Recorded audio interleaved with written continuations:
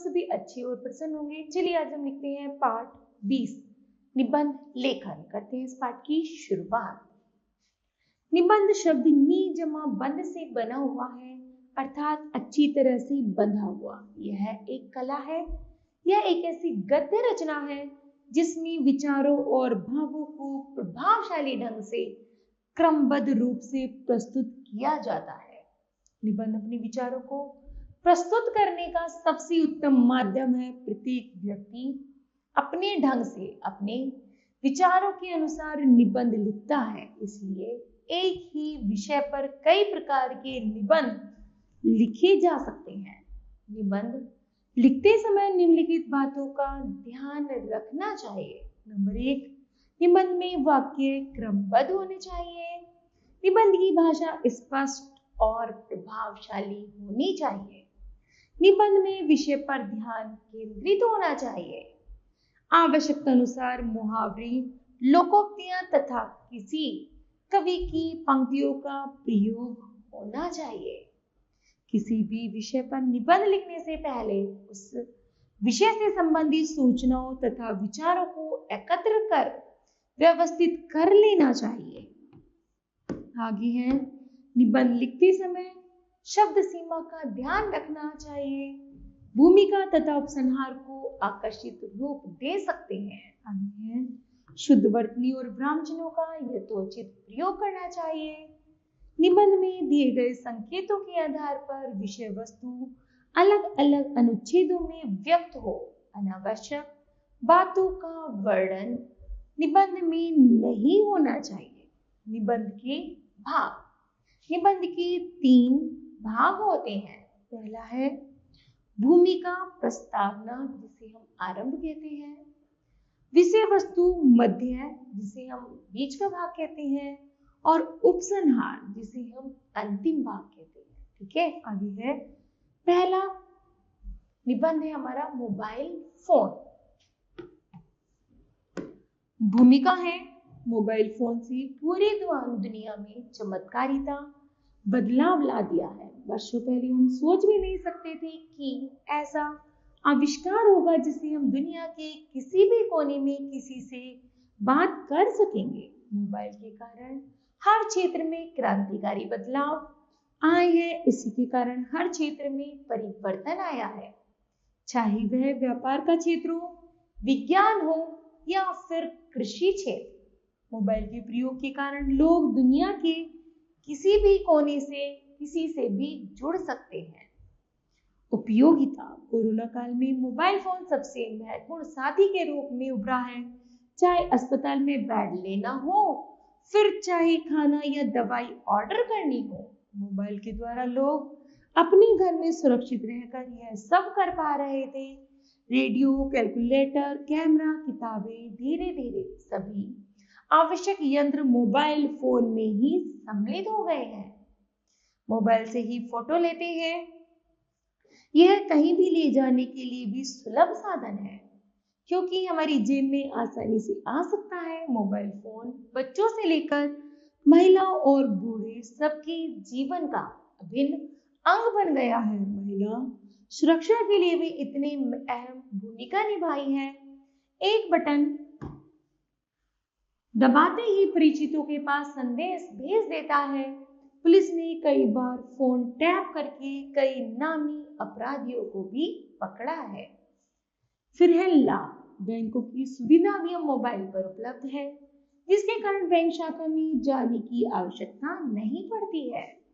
रास्ता भटक जाने पर भी हम मोबाइल की मैप की से करंट लोकेशन देखकर गंतव्य तक पहुंच सकते हैं। आगे है हानि। मोबाइल के अपने दुष्परिणाम भी हैं।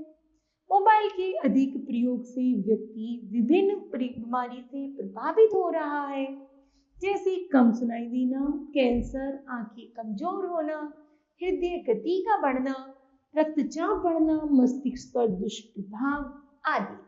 मोबाइल के अत्यधिक प्रयोग से सड़क दुर्घटनाएं भी होती हैं। आतंकवाद को बढ़ावा देने में भी मोबाइल फोन सहायक हो रहा है। इसके द्वारा अपराधी अपनी योजना को सरलता से साकार कर लेता है। छोटे बच्चों पर बुरा प्रभाव पड़ता है, बच्चों को इसकी लत लग रही है जो उसका ध्यान खेलकूद से भटका रही है। आगे है उपसंहार। मोबाइल फोन एक उपयोगी यंत्र है। यदि इसका सही उपयोग किया जाए तो यह किसी वरदान से कम नहीं है, लेकिन अगर इसका अत्यधिक इस्तेमाल किया जाए तो यह बीमारियों का घर है और व्यक्ति को यह दुनिया से अलग कर देता है। इसीलिए इसका प्रयोग आवश्यकता अनुसार होना चाहिए। ठीक है, इस तरह यह निबंध पूरा होता है। चलिए दूसरा पढ़ते हैं। आतंकवाद।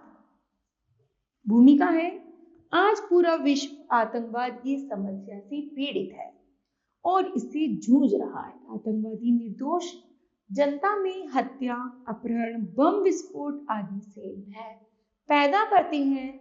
विश्व का प्रत्येक राष्ट्र, चाहे वह भारत हो या अमेरिका, रूस हो या कोई अन्य पड़ोसी देश, सभी आतंकवाद से पीड़ित है।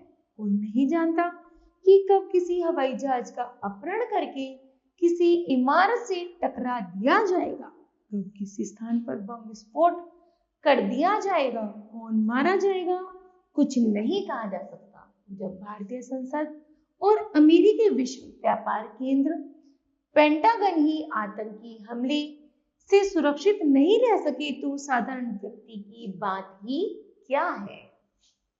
आगे है कारण। यह सत्य है कि आतंकवाद दिन प्रतिदिन अपने पांव पसार रहा है। यह जानना भी आवश्यक हो जाता है कि आखिर विश्व में आतंकवाद क्यों बढ़ रहा है। आतंकवाद बढ़ने के कुछ मुख्य कारण हैं: बेरोजगारी, भूख, गरीबी, भ्रष्टाचार, अप्रांतता, धर्मांधता आदि। ये ऐसे कारण हैं जिनका निदान किए बिना आतंकवाद को कम करना संभव नहीं है। आज आतंकवाद की जड़ें बहुत गहरी हो चुकी हैं। अनेक राष्ट्रीय तथा अंतरराष्ट्रीय आतंकवादी संगठन इससे सक्रिय हो गए हैं, जो बेरोजगार तथा गुमराह युवकों को माध्यम बना आतंकवाद को फैला रहे हैं।